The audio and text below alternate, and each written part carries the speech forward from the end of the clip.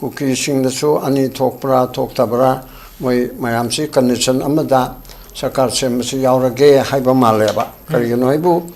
I koi Kuki jogi, Lady by Mele Tarase, Sakar Sembi Yaurage, subject to the condition that they want a written commitment by the center and the state to support their demand for separate administration in the form of union territory with legislature. Yes. Union territory legislature by the Manipuri ki tokai na tabani ko. Manipuri ki manung da leraga ADC ki power PO haibidu nate. Asing may union territory ama pigani masada support tawani haidana Manipur ki BJP na Manipur government sangwa deriba kangbu na maduda ai boy na commitment piraba. Aduga, Bharat Sarkar na 27 ki Manipur ki election lady dana ko. Masi ki mamangda Union territory se pire. Hai da ba munung da pi bo ora bordi ai koi yes Sarkar si yaur ga hai bana bo. Mase wa thoka tra wa thoi dra. No me chen no tholo na tholu. Aduga no hiring hai da ai yar ga chuma wa tho aro ko. Samudra ma da yom mam sabi yo ado di no na hai bi lage. Aduga no me chen no tholo na tholu. Haibugumba port am oibinina masida aku sakar sengmudriba MLA singdana phana phatre na ko ni chairabe so ha to mit ni kang ni la kam hai jerab so aduda soi tawdana natraga ayaba pithokdana hoi no yunan territory do aku support organ government da yawbiro ne haibese me do oithoktre ba Yes. hek haibada adudi tawrosi leitre pumchak chai loire aduda di ahal langang kharo adu poto oitho oroi da pot amane ba adu natabada yes adu ki demand tu da koi ngamoy haidana noi ki ADC ki shakti hangalan biu panchayat ki se somna che hangalan chi adu madu tawraga tawsi haibo raga na amani ko adu ki koi ke kanu taw biu khut biu ka haibedu na amane ba adu natabada Manipur thugai raga ai ima halaga nang haidu yarage ga na haibedu ti mang mau da mang pham thok te ba adui mathakta se anchor na hang badu aina yam toy na han tha ma ni chi gi hore article 363 haiba ma constitution di auri ba suna Manipur ga Tripura so hai tare Jammu Kashmir di yaude ma di maje agreement tau gi banate instrument of accession da ko 1947 gi 11th of August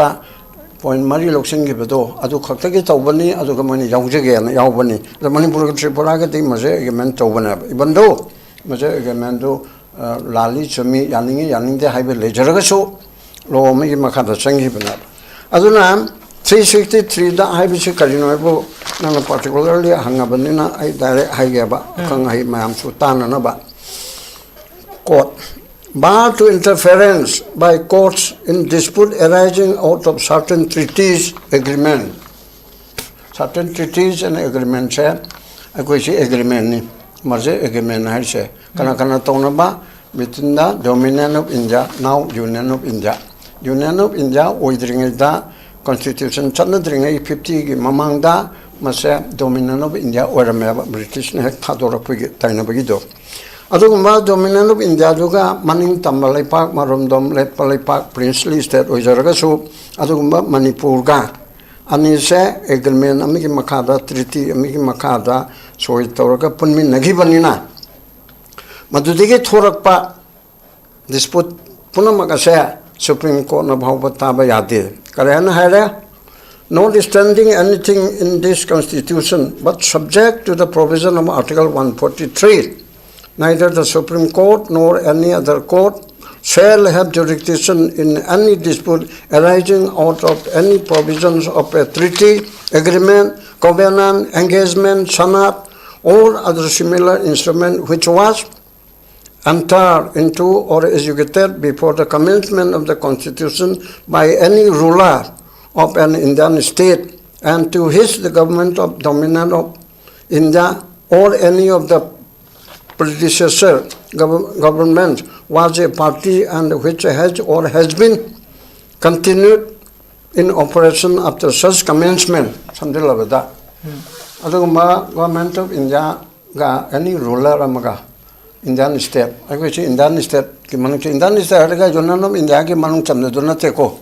Indian subcontinent, British India state, or in any Harish, native state kind of Harido. Adukum Masiga, Ami Sida, agreement na, Tauraga Sumata only calling Haidana to Herbaport or Budi, Masiga Marilinaba, matter share, Masi Supreme Court, Tanatana, any civil court, Amatana, Madu question to Wangam there. Madu Mogi jurisdiction gi wang madani na haiba aduda aina pusala ibna article 3 sina mukare haire parliament na by law gi matung ina state amati ke lokto ga amada hapchin ba natraka samdok chamin tawba ase tawba yai haiba sel nate ko tawgadam ne haiba nate parliament may state reorganized tawba amadigi macha Andhra Pradesh ki Telangana loktoga Madhya Pradesh ki Chhattisgarh loktokpa Bihar ki Jharkhand loktokpa Praman boko UP dagi Uttarakhand loktokpa ase masi yai haiba ado me hana haiba si madugi shakti ma pi report ase 363 lebana Manipur bu thugai ga sing haje Kuki lani sina Nagagi Gratarani, Sinam Pangangini, Sinam Maitegini, Pramanbu, Haidana Khaidok Pase, Manipur Tugai Pase, Loktoga Topa the Hapsin Bat, Tonganbam, and Pase, Mase, Matuki Lomi Makada or Kadineva. Article 3 Manipur Boani to a Pramanam Niko, Kuki Jolen, Hibama Seme, Hibakanda, Madulo, or the Rimneba, Aduga, Tonganba, Communal. Amada base Tauraga is that chamber sisu Yadeba, the Supreme Court, nothing Malakaneba. Ado Haidiba, my am Sigmatakta,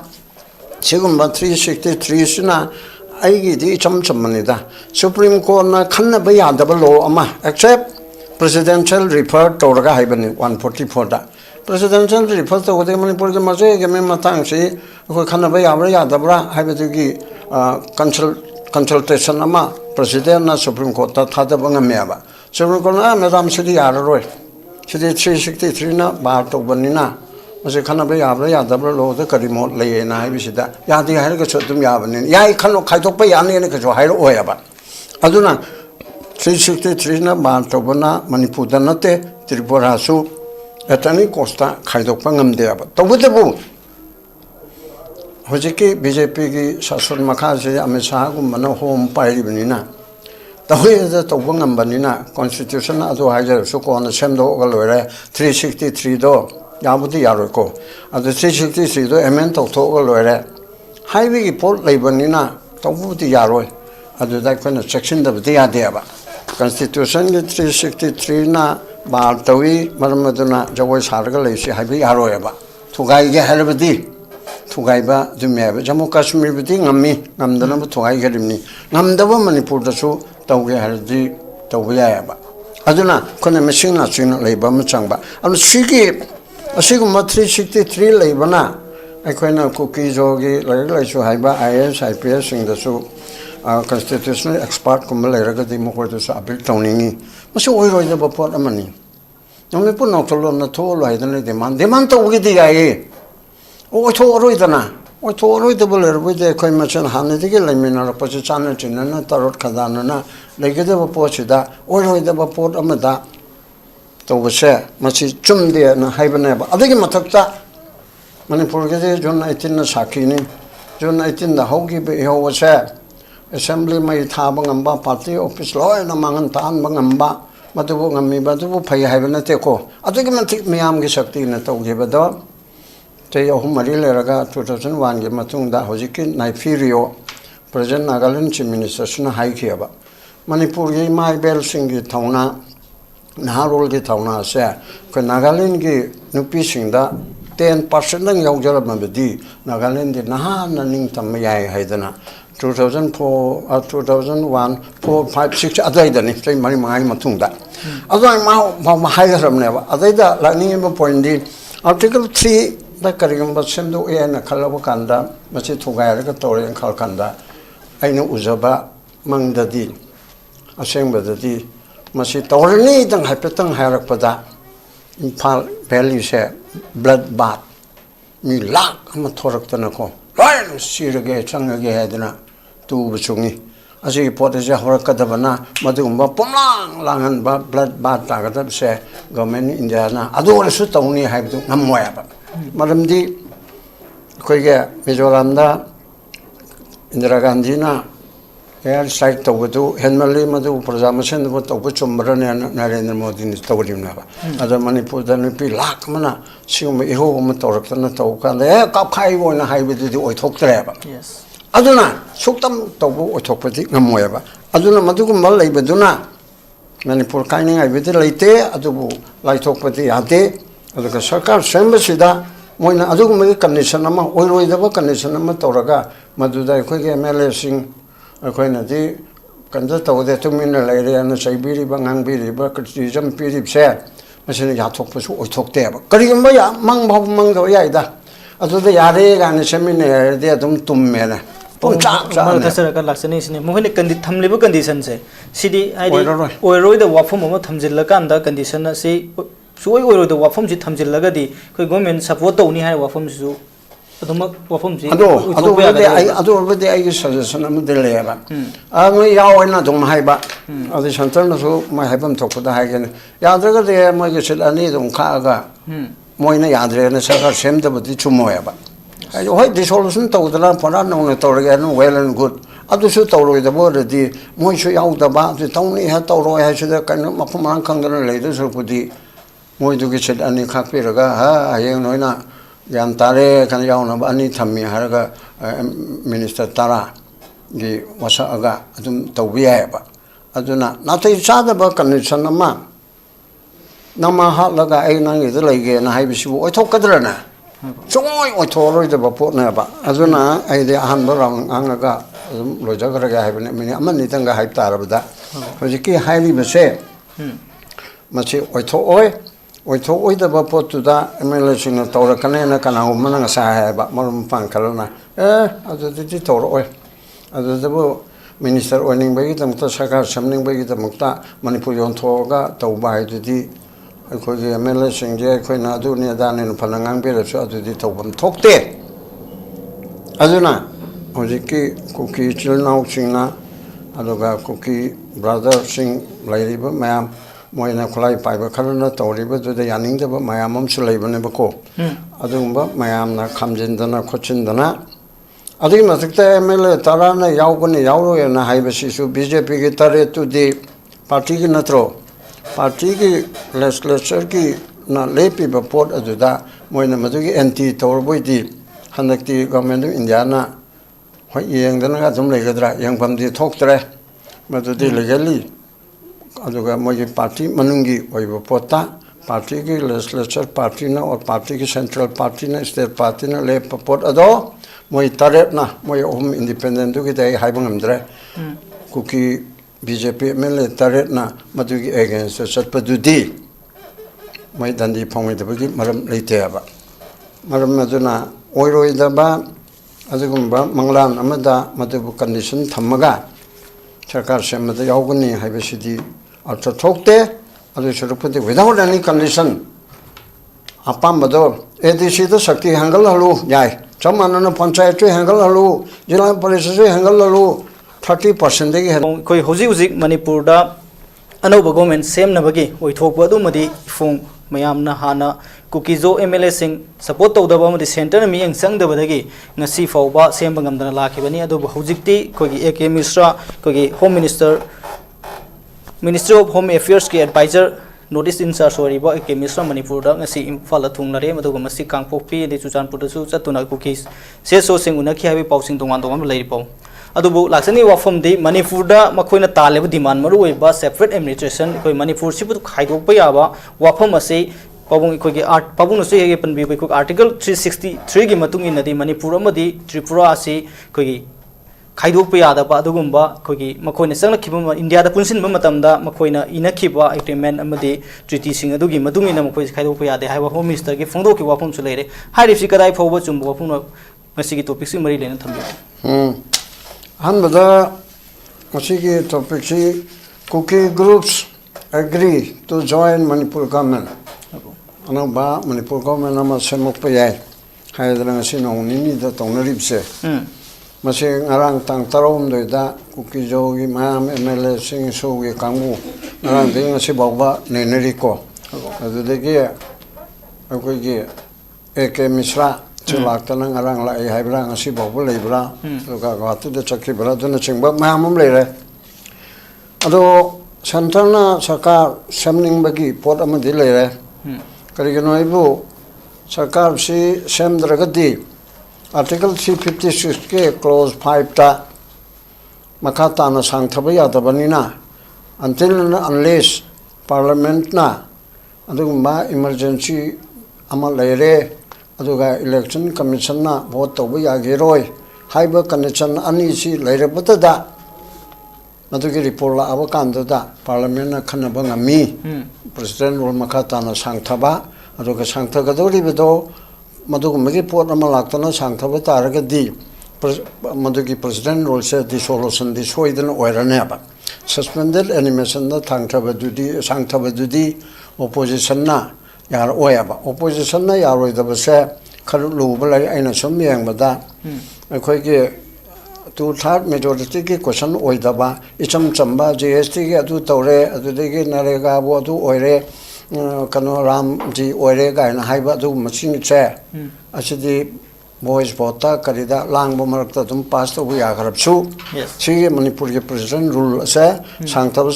bi matang da di opposition ge wata da ba yaro ba adu hek ta da opposition hala gula tawdna ke parliamentary tahundaba ngamme ba adugi tahundaba ngambadu oibnana ruling na khandaba yaroi moina absolute to third to oidabanina ador bodi yarage discuss tawrse na adu dinona sangte ge halbodi dissolve to ai photo da dissolution da yar kana ba aduna adugum baduna laibaduna moi BJP ko ina mangja gadabado ko na hoina ubasti khaitani moina yam hena ugadabani na o adudi asi 13 12 of February yaudringe chida January gi manung chida chemo mogi mamita loen odasu khara phare haina lobani na ko na phate haraga su ko mayum da changba yadaba leiba adigi lambi chatpa ya handripsi machi secondary ni han khando oga sarkar december yare haibigi ingit ama ulak paduna ba aduna president rule gi sangdok sangdinda bera ama leibani na sangdok pa ngamabsu adu mi bera leibani sarkar msemi gi matang da Kuki joge MLA sing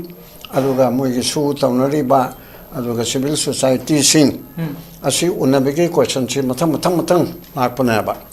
adu lakpaduna hogiti tangai phadana Kuki sing da su ani thokpra thoktabra moi mayam si condition amada sarkar semsi yaurage haiba male ba kari noibu aikoi Kuki joge leriba MLA tara se Sarkar subject to the condition that they want a written commitment by the center and the state to support their demand for separate administration in the form of union territory with legislature. Yes. Union territory legislature yauba Manipur ki tokai na tabani ko Manipur ki manung da leraga ADC ki power PO haibidu nate. Asing may union territory ama pigani masada support tawani haidana Manipur gi BJP na Manipur government sangwa deriba kangbu na maduda ai boy na commitment piraba aduga Bharat Sarkar na 27 gi Manipur gi election leiridana ko masiki mamangda union territory se pire haida da ba munung da pi bo orabordi ai koi yes Sarkar si yaurage haibana muju wa thogadra wa thoidra nome chen nong tolom na tholu aduga noi hiring heido ai yarage chuma otho aroi ko samudra maya de yom mam sabiyo ado di noi na haibi lage aduga nome chen nong tolom na tholu haibu gumba pot am oibini na masida akoi sakar sengmudri ba MLA singdana phana phatre na ko ni chairabe so ha to mit ni kang ni la ka mai jer so aduda soi tawdana natraga aya ba pithokdana hoi noi nan territory do I support organ government yaubirone haibesem do oithoktreba yes hek haibeda adudi tawrosi leitre pumchak cha loire adudi ahal langang kha ro adu potu oitho oroi da pot amaneba adu natawda yes adugi demand tu dai koi ngamoi haidana noi gi ADC gi shakti hangalan biu panchayat ki se somna che hangalan si adu madu tawraga tawsi haibo raga na amani ko adugi ge koi ge kanu to biu khut biu ga haibaduna amane ba adu na to bada manipur thugai raga ai ima halaga nang haidu yarage ga na haibaduti mang mau da mang pham thok te ba adu masakta se anchor na hangbadu aina yam toina han tha mani chidigi hore article 363 haiba ma constitution di yauri ba suna manipur ga tripura so haitare jammu kashmir di yaude ma di marje agreement tawgibanate instrument of accession da ko 1947 ge 11th of august point mari loksing gi bedo adu khakta gi tawbani adu gamani yaujege na yaubani the manipur tripura ga di marje agreement tawbana ibando maje agreement lali chumi yaning de haibe lejaraga so lo mi makada changi bana aduna 363 da haibe chi karino bo nang particularly hangabanina ai direct haige ba khang hai mayam su tanana ba court bar to interference by courts in dispute arising out of certain treaties agreement certain treaties and agreements koi chi agreement ni marje agreement hai se kana tona ba between the Dominion of India now Union of India oidring da constitution chana dring 50 gi mamang da mase Dominion of India orame British ne thadora pigi taina bagi do aduguma Dominion of India duga maning tambalai park marumdom lepalai park princely state oijaraga su aduguma manipur ga ani se agreement amigi makada treaty amigi makada soi toraga punmi nagi banina madudigi thorakpa dispute punamaga se Supreme Court na bhawba taba yade karena haira notwithstanding anything in this constitution but subject to the provision of article 143 neither the Supreme Court nor any other court shall have jurisdiction in any dispute arising out of any provisions of a treaty agreement covenant engagement sanat or other similar instrument which was entered into or executed before the commencement of the constitution by any ruler of an Indian state and to which the government of Dominion of India or any of the predecessor government was a party and which has or has been continued in operation after such commencement. Something like that. Aduguma government of India ga any ruler amaga Indian state. I wish Indian state ki manung Indian state ga jonan of India ki manung chamne dona teko Indian subcontinent British India ki state oinani harise. Native state ka na harido. Aduguma siga ani sida agreement na tawraga summa tawni kholne haidana tawhraba port or budi masigi maril na ba matter se masi Supreme Court tanatana any civil court amatana madu question tawangam de madu mogi jurisdiction gi wangmadani na haiba aduda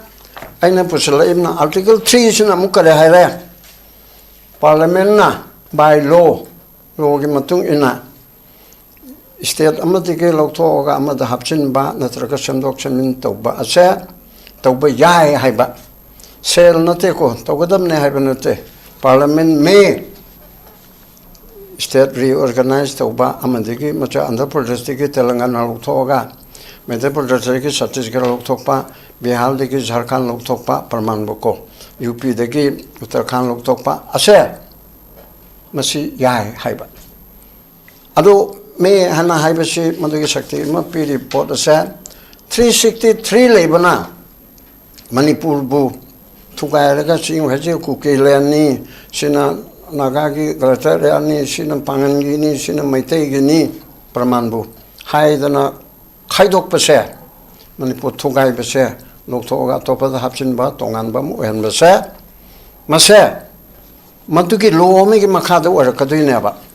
article 3 sira manipur bo ani thoe pramanam niko kuki jo len haiba ma seme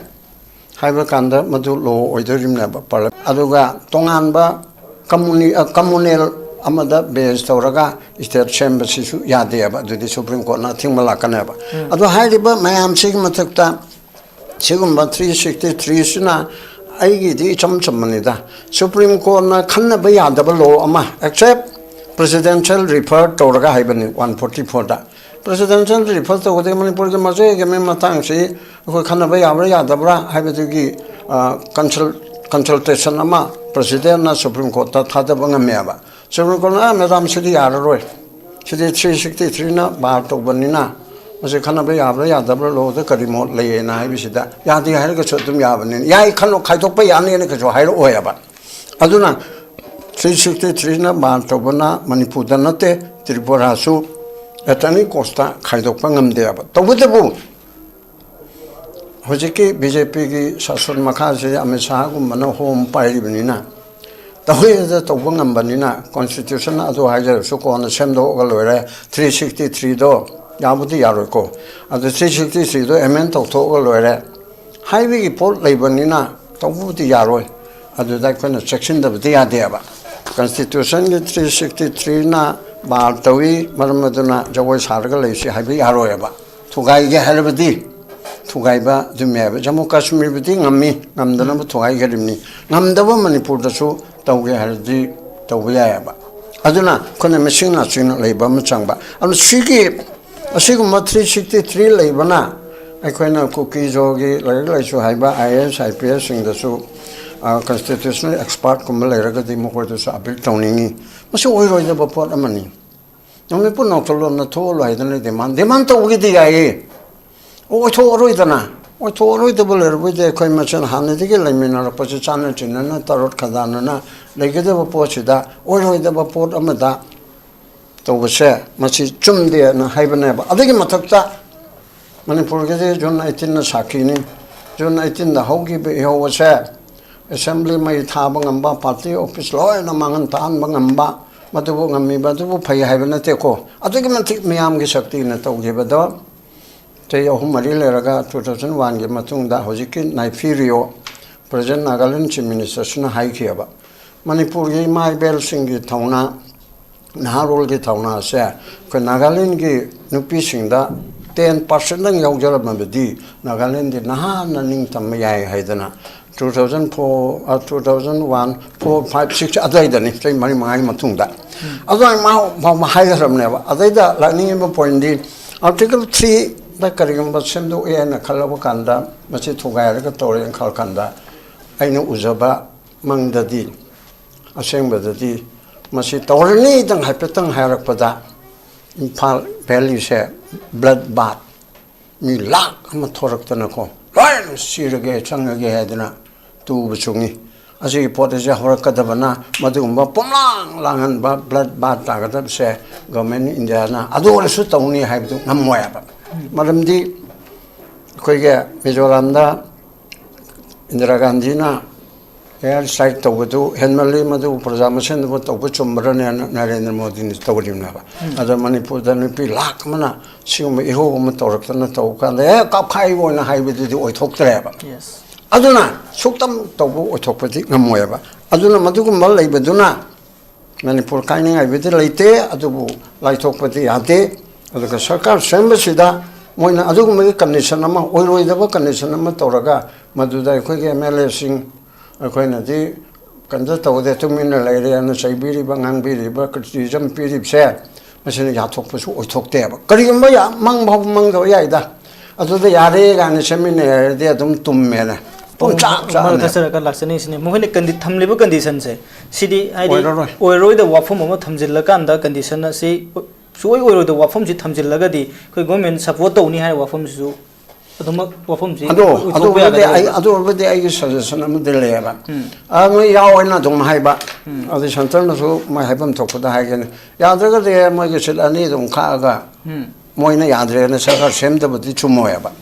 I hope this solution told the lamp for unknown authority well and good. I do shoot over the border, the Moishu out about the Tony had told I should have kind of Mapuman Kangan ladies who could the Moidu get any Kapiraga, I know. Yantare can yawn any Tammy Haraga Minister Tara, the Wasaga, Tobiaba. I do not each other about condition of man. Nama Hatlaga Ainang is like and I wish you talk Kadrana. So I tolerate the Vapor Neba. Azuna, I the Hanbarang Angaga, लोजगरगे हाइबने मिनि अमनि तंगा हाइब तारबदा हजिकि हाइली बसे मछि ओइथो ओइदबा पोतुदा एमएलए सिंह तौरकने न कनाउ मनंग सा हाइबा मरम पांखलना अदुदि तौर ओइ अदुदबो मिनिस्टर ओइनिंग बगी तमता सरकार समनिंग बगी तमता मणिपुर योंथोगा तौबा हाइदुदि अखोगे एमएलए सिंह जे अखोइना अदुनि अदाने फलंगांग बेरसु अदुदि तौबम थोकते अदुना हजिकि कुकी चिलनाउ सिंहना अदुगा कुकी ब्रदर सिंह लाइरिबा मयाम मोइना खुलाई पाइबा खरना तौरिबा दुदा यानिंगदबा मयाम अमसु लैबनेबको अदुगुंबा मयामना खामजिनदना खोचिनदना अदुगी मथक्ता एमएलए तराना याउगनि याउरोयना हाइबसिसु बीजेपी की तरेतुदि पार्टी की नत्रो पार्टी की लेजिस्लेचर की ना लेपिबा पोट अदुदा मोइना मदुगी एंटी तौरबोइदि हनक्ति गवर्नमेंट ऑफ इंडिया ना होय येंगदना अदुम लेगदरा येंगफमदि थोक्तरे मदुदि लीगली अदुगा मोइ पार्टी मनुंगी ओइबा पोता पार्टी की लेजिस्लेचर पार्टी ना और पार्टी की सेंट्रल पार्टी ना स्टेट पार्टी ना ले पोट अदो मोइ तरेट ना मोइ ओम इंडिपेंडेंट दुगी दे हाइबंगमद्रे कुकी बीजेपी एमएलए तरेट ना मदुगी अगेंस्ट चटपदुदी मोइ दंदी फंगैदबगी मरम लेतेबा मरम मदुना ओइरोइदबा अदुगुंबा मंगलान अमदा मदुबु कंडीशन थमगा सरकार सेमदा याउगनि हाइबसिदि अर्थ थोकते अदु सुरुपति विदाउट एनी कंडीशन अपामबदो एडीसी तो शक्ति हंगल हलु याय चमनन पंचायत हंगल हलु जिला परिषद हंगल हलु 30% देगी हने पीदेबा इन खनबदी अदु 100% बनतेने 100% पिथोने एडीसी के लेरिबा फाइनेंशियल पावर के पंचायत के लेरिबा म्युनिसिपल के लेरिबा सिंग सबदान पिथो अदु the सदुम separate Pu ओइरेना separate administration हाइजे central अपन बदना असेंबली लेरे स्टेट गवर्नमेंट की मखादा अदुगुंबा लोकल सब गवर्नमेंट सिंग से फजना थबक तवलबोइदे अदुना अदुम सेपरेट एडमिनिस्ट्रेशन की सेपरेशन दो अदुदा लेदोइनेबा अदुना तना लम खाइदो ओबा दे गवर्नमेंट खाइदो गा चीफ सेक्रेटरी अन्नी अदुदा हाइब पोटसे मजे तबम थोकते हाइदना सुमाइना आई थमजरगा इलोसिनजगा थैंक यू याम मोइसे पौन फजर वफम सिंह हाइदि मियाम नमि नाकोंग ओइबा याबा अदुगा लेरिबा लो सिंग मतांग द फजन मणिपुर दत मसे ताना थवाइबा वफम सिदि मंगलान ओइगनि हाइ वफम दुनी मोइसे